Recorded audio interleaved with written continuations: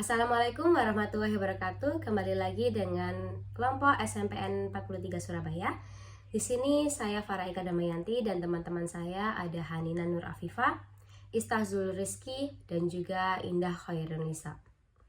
Di kesempatan hari ini kita akan menjelaskan mengenai pembelajaran berdiferensiasi.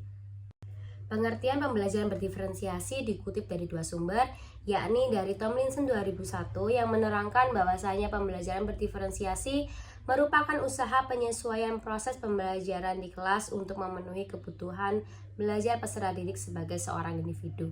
Dan pengertian kedua dari Harwina 2021 yang menerangkan bahwa pembelajaran berdiferensiasi merupakan usaha untuk menyesuaikan proses pembelajaran di kelas untuk memenuhi kebutuhan belajar individu setiap peserta didik. Penyesuaian yang dimaksud yakni terkait dengan minat, profil belajar, kesiapan peserta didik agar tercapai peningkatan hasil belajar.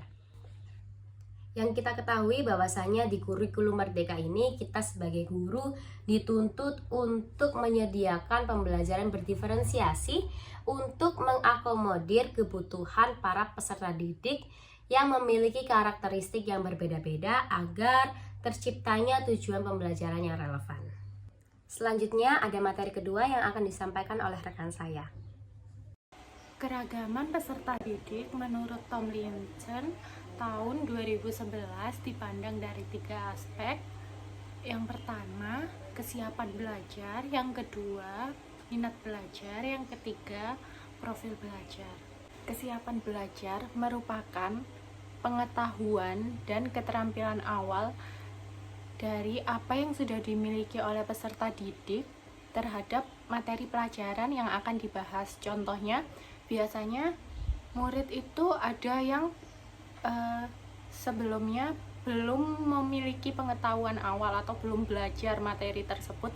Yang kedua, ada murid atau peserta didik yang setidaknya mereka sudah pernah mengetahui atau belajar tentang materi tersebut, atau yang ketiga, biasanya mereka sudah mahir dengan materi tersebut. Aspek yang kedua yaitu minat. Minat dan bakat peserta didik memiliki peranan yang besar untuk menjadi motivator dalam belajar.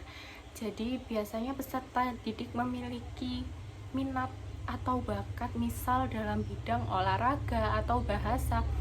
Nah, minat tersebut yang menjadi motivasi untuk peserta didik itu belajar lebih giat lagi karena mereka suka sama pelajaran yang dia senangi tersebut. Untuk yang aspek ketiga yaitu profil belajar. Profil belajar peserta didik mengacu pada pendekatan atau bagaimana cara yang paling disenangi peserta didik agar mereka dapat memahami pelajaran dengan baik. Dalam menciptakan kegiatan pembelajaran berdiferensiasi, terdapat beberapa unsur yang perlu diperhatikan oleh seorang guru. Unsur yang pertama yakni adalah konten. Yang dimaksud dengan konten adalah materi atau topik yang hendak disampaikan oleh seorang guru dalam kelas. Ada dua cara yang bisa digunakan guru untuk menciptakan pembelajaran berdiferensiasi melalui kontennya. Yang pertama, yakni menyampaikan atau menjelaskan materi sesuai dengan kesiapan atau readiness siswa dalam mendapatkan pembelajaran di kelas. Yang kedua, yakni adalah menyampaikan pembelajaran sesuai dengan gaya belajar siswa masing-masing. Adapun unsur yang kedua yakni adalah proses. Proses di sini merupakan kegiatan belajar mengajar di dalam kelas. Kegiatan belajar mengajar hendaknya memiliki korelasi yang tepat dengan materi atau topik pembelajaran yang akan disampaikan oleh seorang guru. Biasanya, guru menilai sebuah proses siswa tidak berdasarkan nilai angka, melainkan berupa feedback. Feedback ini bisa berupa saran atau pujian tentang keterampilan atau pengetahuan yang dimiliki oleh siswa. Adapun yang ketiga yakni adalah produk. Dalam kegiatan belajar mengajar biasanya ada sebuah produk yang dihasilkan oleh siswa. Produk ini bisa dikerjakan di suatu kelas atau dibawa pulang ke rumah sehingga produk itu bisa dikumpulkan dan dilihat hasilnya oleh seorang guru. Yang terakhir yakni adalah iklim belajar. Iklim belajar ini merupakan suasana belajar yang ada di dalam kelas. Suasana belajar bisa meliputi suasana personal, sosial, maupun fisik. Nah, suasana sosial, personal, dan fisik ini meliputi interaksi antara siswa dengan siswa dan juga siswa dengan guru. Teori yang melatar belakangi adanya pembelajaran berdiferensiasi itu ada 4. Yang pertama, teori sistem ekologi yang terdiri dari mikrosistem, mesosistem, ekosistem, makrosistem, dan kronosistem. Kemudian, ada teori multiple intelligence.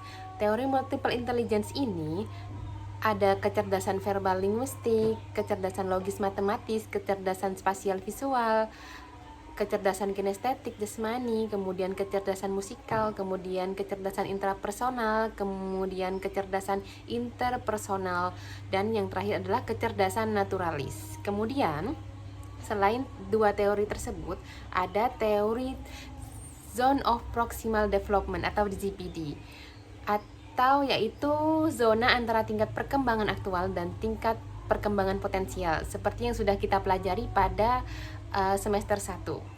Kemudian ada learning modalities, yang seperti yang sudah kita tahu, learning modalities itu ada 3, atau kita sebut dengan VAK. VAK ini ada 3, yaitu visual, kemudian auditory, kemudian kinestetik. Begitulah beberapa teori yang melatar belakangi pembelajaran berdiferensiasi. Terima kasih, sekian dari kami. Wassalamualaikum warahmatullahi wabarakatuh.